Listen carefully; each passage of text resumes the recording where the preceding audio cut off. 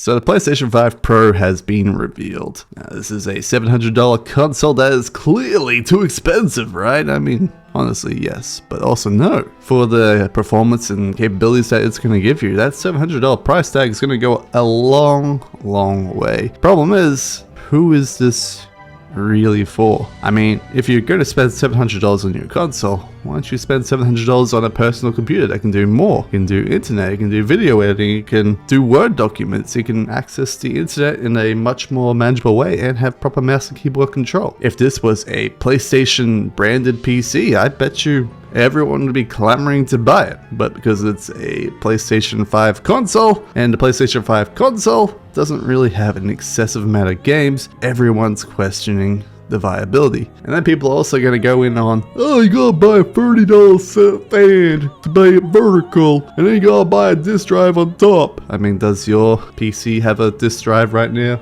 Is your PlayStation 5 vertical without a stand right now? Mine is. You don't need the stand. You don't need that disk drive if you have a computer. The problem is, this isn't a computer, this is a console. And with a computer, I can buy games on Steam, or I can buy games outside of Steam, and they have Steam codes, and I can then play those games through Steam and get much cheaper prices. But when it's a PlayStation 5, and I'm forced to their digital ecosystem, the prices are exorbitantly higher than they would be on a PC. So you can't really compare the cost apples to apples. However, we can compare the hardware apples to apples, and a $700 PlayStation 5 is going to school any $700 PC. Just school it when it comes to graphics. It's going to have much better performance, it's going to have much better looking, and it's going to be a much more usable device when it comes to playing specific games that are available on the PlayStation 5, because you just plug in and you play it. Whereas a PC, you may have some problems here or there.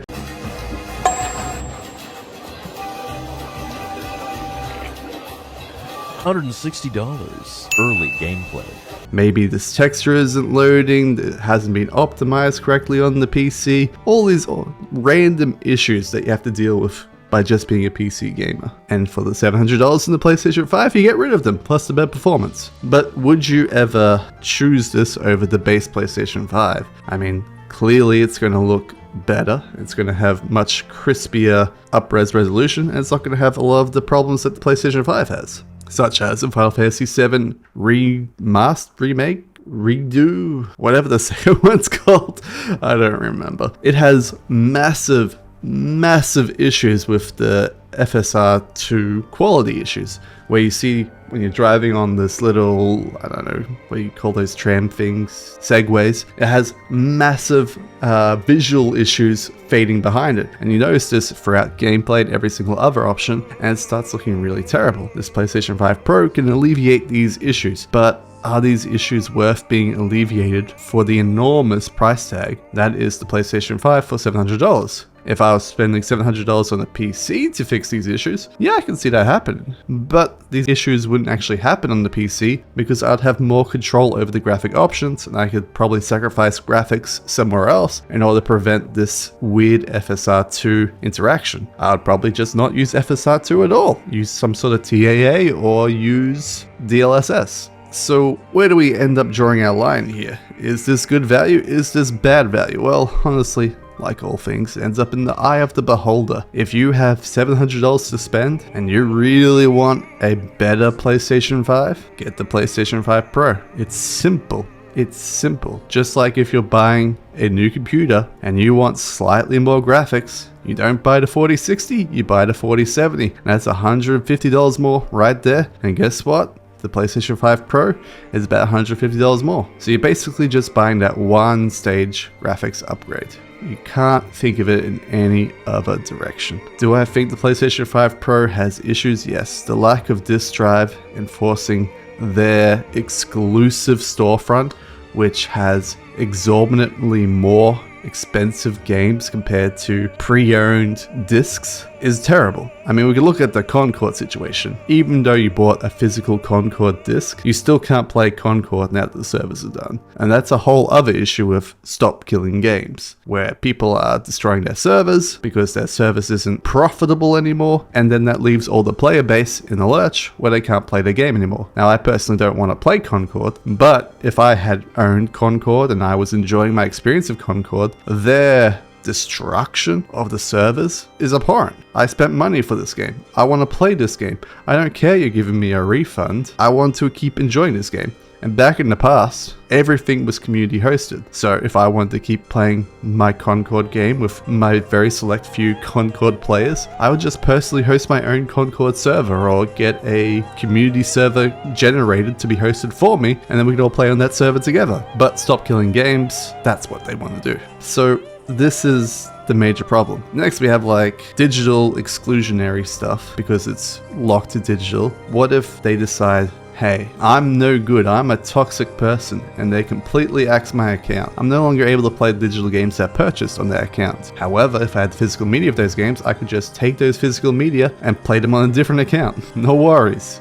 You ban me there, who cares? These are the problems with like digital exclusionary exclusives. Not only are they more expensive, they make it more easy for them to deny our service, the service that we have legally bought and paid for. It's horrible. And that's where it ends up being with the PlayStation 5 Pro. It could be a really good value for the money when you compare it to the PC ecosystem. But where it's not good value for the money is the fact that it's not a part of the PC ecosystem. If this was like a Steam Deck, hell yeah, people would buy it in spades. Hell, people already buy handheld computers that have similar performance to the original PlayStation 5 for the price that the PlayStation 5 Pro is. And the reason why they do that is because it has the ability to be a Windows PC as well as be their Linux box, their Steam box that allows them to play their Steam games and other various emulated games on it. I can see lots of people playing the Steam Deck, playing their old Nintendo 64 games, PlayStation 2 games, Xbox 360 games, PlayStation 3 games, all in the power of that little handheld consumer device. But they can't do that in the PlayStation 5. They can't play Xbox games, they can't play Nintendo games, they can't have that choice that PCs have, and that's ultimately where the PlayStation 5 Pro will fail. They have done this super expensive console in the past and has failed in the past with the PlayStation 3. PlayStation 3 is quite frankly a beast of a machine when it was announced, and this PlayStation 5 Pro is probably a beast of a machine, but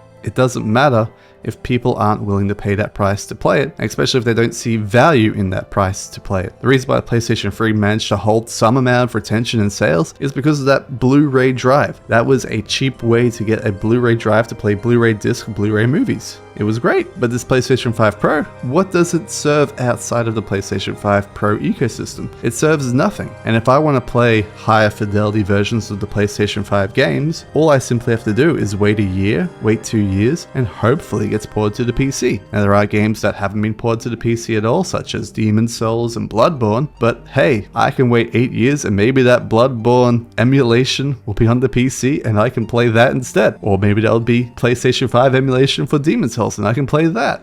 We are very quickly coming out of this world where exclusionaries is good. We don't want to have an exclusive iPhone that can only play iPhone stuff. We don't want an exclusive iMac that can only do iMac stuff. We don't want an exclusive PlayStation that can only play PlayStation stuff. We don't want an exclusive Xbox that can only play Xbox stuff. We want diversity and choice. We want to be able to play on our Steam Deck that can also be used as a word processor, email, search. Hell, we just want a phone. That's all we really want, is a phone that has the same power as a PlayStation 5 base model, and we can just plug it into a big screen and use it like a PC. That's the future for 90% of the world. They just want to be able to plug their phone into a screen with a USB-C cord, plug some peripherals in, and just play it from there. That's all they want. They don't want a giant, huge energy sucking beast of a PC or a PlayStation 5 Pro. They just want a really energy efficient phone that they can use as a PC. That's the future. Anyway, hope you guys have enjoyed. If you have, give it a like, give it a subscribe. I'll see you guys in the next video. Bye bye.